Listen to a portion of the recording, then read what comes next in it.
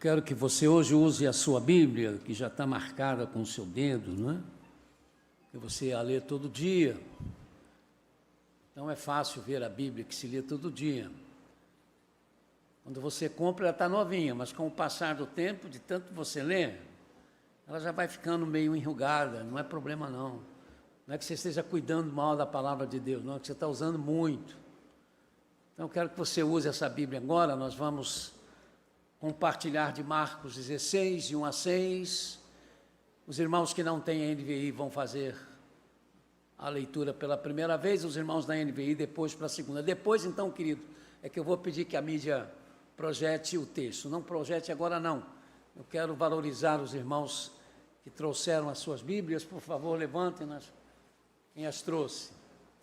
Graças a Deus, a igreja, isso aí, eu vou terminar o meu pastorado e dizer, isso a igreja aprendeu, trazer a Bíblia, né, aos domingos. E aí não é, às vezes, justo, né, não deixar o irmão compartilhar da sua Bíblia aqui. Então, nesse momento, os irmãos que usam outra versão que não a NVI, não é? Os irmãos vão lá abrir no Evangelho de Marcos, capítulo 16.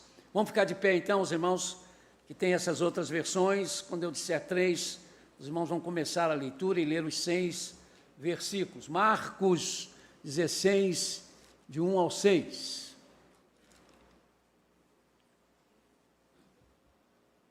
Estão todos prontos? 1, 2, 3.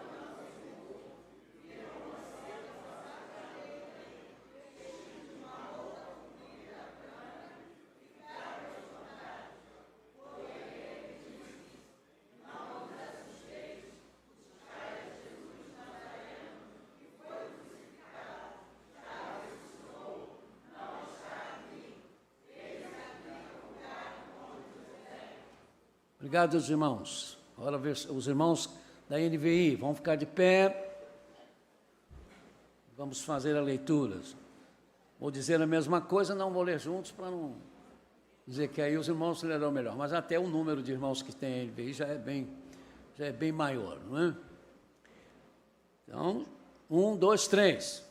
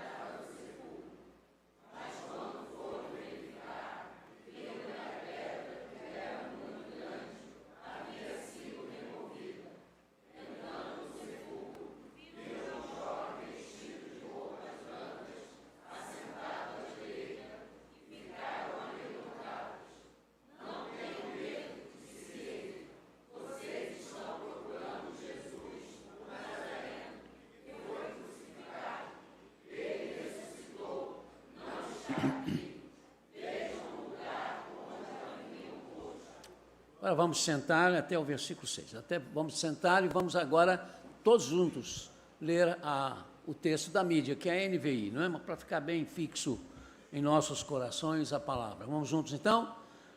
Quando terminou o sábado, Maria Madalena, Maria, mãe de Tiago, e Salomé compraram especiarias aromáticas para ungir o corpo de Jesus.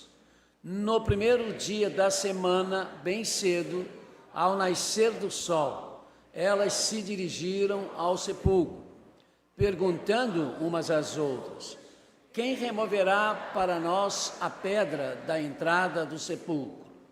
Quando, porém, foram verificar, viram que a pedra, que era muito grande, havia sido removida.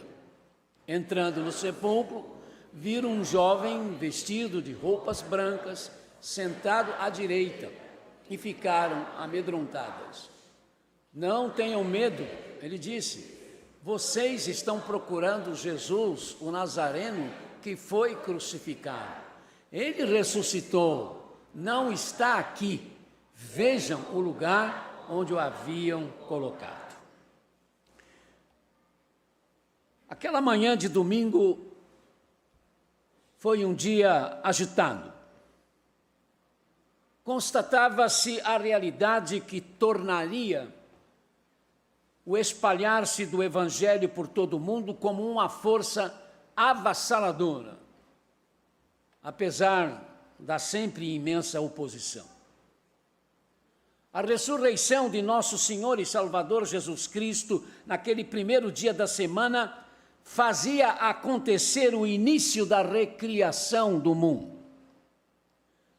Abriam-se os portais do que no último livro da Bíblia será explicado pelo Senhor Jesus, já no trono de Deus, da Trindade, com a declaração, estou fazendo novas todas as coisas. Apocalipse 2, 21, 5. Tudo começa com o romper do dia no qual mulheres estão envolvidas. O orvalho e a frescura daquela manhã envolvem mulheres que estavam chorando. Mulheres que no nosso texto são identificadas como Maria Madalena, Maria, mãe de Tiago, sabemos o menor, Salomé, esposa de Zebedeu, ou seja, mãe de João e Tiago, dito maior. Com o exposto no quarto evangelho, sabemos que Maria Madalena foi quem chegou primeiro ao sepulcro, aonde se pensava ainda estava o corpo de Jesus. Elas tinham amado o seu Senhor em vida, tinham-no acompanhado na morte, tinham se aproximado dele na cruz e agora estão em busca do seu cadáver, sem vida. Jesus é para elas uma preocupação afetuosa. Na madrugada, rompendo, mas ainda cinzenta, no crepúsculo da manhã, elas saíram de suas casas e foram em direção ao sepulcro com especiarias, com perfumes que cuidadosamente haviam preparado, separado, para cobrirem de forma definitiva o corpo de Jesus. E à medida que caminham, o sol já começa a nascer. Será que na pressa de mãos dadas com a tristeza, elas não pensaram nos esforços dos que, envolvidos com o conluio que determinou a crucificação, a pressão das autoridades judaicas, a permissão dos romanos, será que não imaginaram os esforços desses para garantir que o sepulcro não fosse violado? Que ele fora fechado com uma grande pedra, tivesse até o sinete imperial e ainda a presença de uma guarda? Bem, em um momento qualquer da caminhada, lhes vem em parte o pensamento, pois então se pergunta, quem nos tirará a pedra da porta do sepulcro? Da pedra. Da pedra, então, elas ficam cientes, mas isso não as impede de continuar a caminhada. E com Maria Madalena chegando ao local primeiro, elas constatam que não há pedra para rolar, nem sinete para marcar e nem guarda para vigiar. Mateus escreverá que houve um terremoto, mas Marcos destaca a presença de um anjo, Lucas dirá serem dois. Marcos destaca o anjo que estava dentro do sepulcro, sentado. Vai ser sempre assim em relação a Jesus. Encontrá-lo significa encontrar pedras, mas se o buscar for de coração, de verdade, ele que então vem ao encontro de quem o está buscando, rola a pedra que está no caminho, impedindo o encontro com ele. E aí não importa o tamanho dela. E aí, mesmo que seja verdade o que disse o nosso Drummond, no meio do caminho tinha uma pedra no meio do caminho, tinha uma pedra, no meio do caminho tinha uma pedra. A pedra será sempre tirada, inclusive a pedra da tampa da sepultura, onde temos de colocar os nossos que se vão, mas que, salvos por Jesus, nos deram um atelão. A pedra que há de cobrir a nossa sepultura, que será tão somente uma pedra que vai se desfazer, porque quando se morre em Cristo, se ganha, se lucra, pois se é colocado sobre a rocha eterna, que é Jesus. Sabe, essas mulheres são as primeiras protagonistas dos momentos que virão e que trarão espanto, encanto, mas também o divino acalanto numa mistura de alegria, de medo, de fuga, mas de encontro. Vejam o lugar onde o haviam posto, diz o ser angelical às mulheres que entram no sepulcro. Aquele era o sepulcro de José de Arimateia. Era um sepulcro emprestado. Aos que às vezes visitam os túmulos dos amigos, dos pais, cuidando para que haja sobre eles alguma planta, alguma flor. Dependendo do cemitério, se limpa a placa onde está o nome de quem está ali, o corpo de quem está ali sepultado, a data do nascimento e da morte daquela pessoa que fez parte da história, de quem naquele momento está fazendo isso. Na sepultura de Jesus, porém, há um bendito vazio. O vazio da sua presença, ainda que estivesse cheio do glorioso convite. Vejam o lugar aonde o haviam posto. É o convite do anjo que tem a aparência de um jovem. Sabe, jovens, a juventude importa para Jesus Cristo. Por isso, na sua ressurreição, há um anjo. Mas bastaria dizer que era um anjo. E você pode imaginar o que você quiser. Mas Marcos diz que era um anjo jovem. Isso é para você, jovem.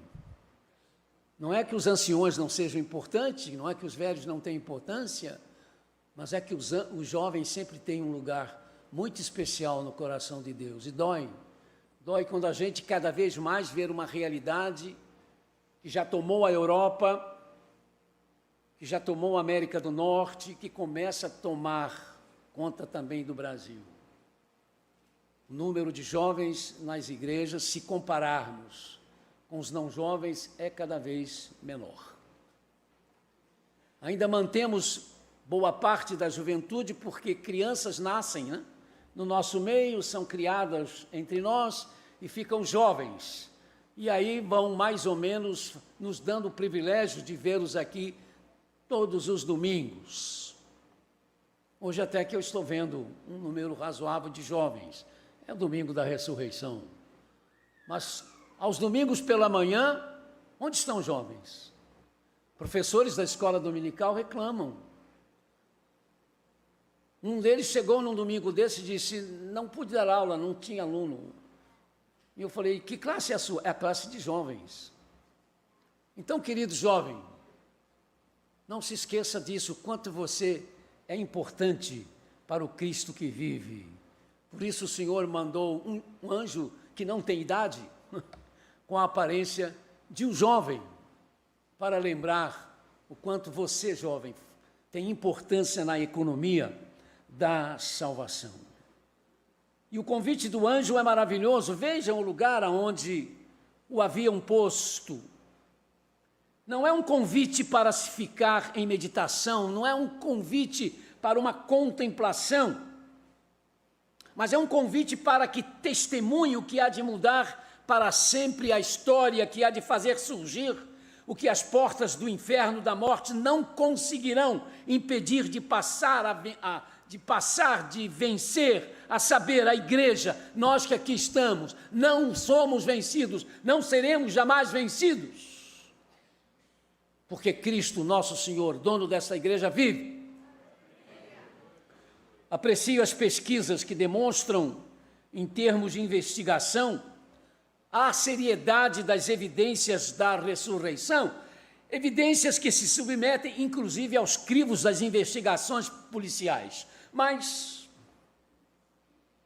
a minha maior satisfação é a de perceber o quanto se continua após a primeira declaração. Ele não está entre os mortos, ele vive. Vejam o lugar aonde o haviam posto, que mesmo tendo isto praticamente já 2000 anos, em que foi declarado e que se vem repetindo, o quanto desesperadamente todos os anos aparecem os que querem colocar o corpo de Jesus de volta na sepultura e não conseguem. Venho com provas e mais provas que dizem são novas, não tem nada de novas, são antiquíssimas. Não sei como é que eles não pesquisam, se dizem pesquisadores, e não percebem que estão repetindo o que vem sendo repetido através dos séculos e que já foi respondido e respondido. Mas é a preocupação, eu preciso colocar Jesus de novo na sepultura. Mas não adianta, não consegue, e a prova disso somos nós. Que nós estamos aqui dizendo, ele vive, ele não está na sepultura.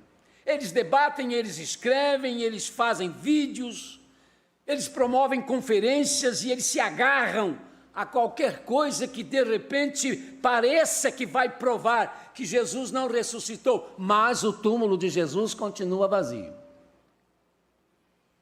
Apesar do avanço da tecnologia, da informática, da inteligência artificial, todos os dias, em algum lugar do mundo, pessoas continuam declarando sobre Jesus. Ele vive, e porque ele vive, eu também vivo agora e viverei para sempre. Nisto não há como vacilar. Se nos esquecermos da ressurreição, ou mesmo se a colocarmos como uma realidade secundária no nosso acervo de crença, perderemos o seu sentido consolador.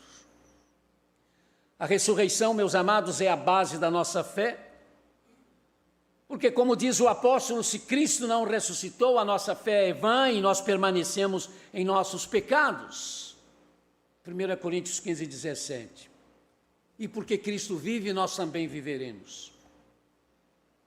Em 1994, era chamado para estar com o senhor, o Dr. Sir Norman Dalrymple Anderson. A única coisa que ele tinha, que eu tenho como batista, é a mesma fé. Como um anglicano evangélico, ele tinha Jesus Cristo como Senhor e Salvador absoluto, e eu também tenho, mas não mais. Nem ouso me comparar a ele. Ele sempre esteve muito acima, que jamais eu poderei estar. Eu sou muito grato a Deus por isso, por vidas como a de Sir Norman Anderson. Ele passou 8 anos no Egito como missionário, quando se tornou especialista na cultura árabe e na religião muçulmana. Serviu no exército britânico e depois se tornou, a convite do parlamento inglês, no secretário para os assuntos árabes do Reino Unido. Formado na famosa Universidade de Cambridge, a 80 quilômetros de Londres, tornou-se depois o professor da Universidade de Princeton, nos Estados Unidos, depois professor vitalício da mundialmente famosa Universidade de Harvard, foi deão da Faculdade de Direito da Universidade de Londres e professor de estudos de direito avançado nessa universidade, também um dos conselheiros da Rainha Elizabeth, que o fez cavaleiro, daí o título de Sir, cavaleiro do Reino Unido. A imprensa britânica se referia a ele com espanto, por causa da sua cultura e, ao mesmo tempo, por causa da sua fé. Comentavam que sempre que ele entrava na sala de aula, no início de um ano letivo, havia sempre um inevitável comentário de um aluno que cochichava para o outro: sabia que ele crê em Deus? Ao que o outro dizia: você não sabe de nada, ele não só crê em Deus, não, ele também é um cristão.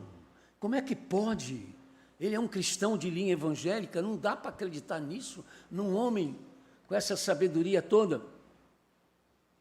Dr. Anderson deixou vários livros escritos, inclusive um sobre leis islâmicas, e sobre a ressurreição de Jesus Cristo. Ele não perdia a oportunidade para dizer aos professores e cientistas descrentes, quando era chamado para alguma palestra: o túmulo vazio, senhores, é uma verdadeira rocha contra a qual se despedaçam a troco de nada todas as teorias que vocês têm contra a ressurreição. Não, nunca, jamais poderemos explicar satisfatoriamente o fato de que em Jesus Cristo Deus desceu até os seres humanos. Nem as nuvens podem guardar, e hoje as nuvens estão guardando tanta coisa, né? Nem as nuvens podem guardar tudo que se poderia escrever na tentativa de esgotar o que se pode pensar sobre o fato do Santo de Deus vir a este mundo devastado pelo pecado e, como verbo eterno de Deus, que estava em Deus e era Deus, fazer-se carne, ser humano, habitar entre nós. Ao mesmo tempo que é o Pai da eternidade, nasceu de mulher para suportar a contradição dos pecadores, para, como o Rei da glória de Deus, da glória do céu, expressão exata do ser de Deus, tornar-se em alguém entre nós sem reputação. Enfim, ser Deus, verdadeiramente Deus, mas assumir a forma de ser humano, porque Deus amou o mundo, e padecer e morrer numa cruz, como um bandido, acusado até de terrorismo, de ameaça ao Estado.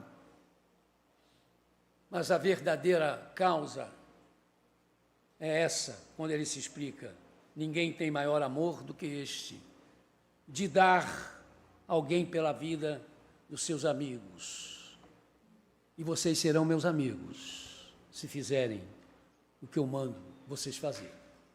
João 15:13. Vejam o lugar onde o haviam posto, disse o anjo às mulheres, na manhã da ressurreição, e nos diz o Espírito Santo hoje, pela palavra, nos lembrando o túmulo vazio, para que consideremos, então, a lição do seu amor, pois foi o seu amor que o colocou na cruz, após suportar e submeter-se às indignidades do escárnio, do açoite, do cuspe, da crucificação.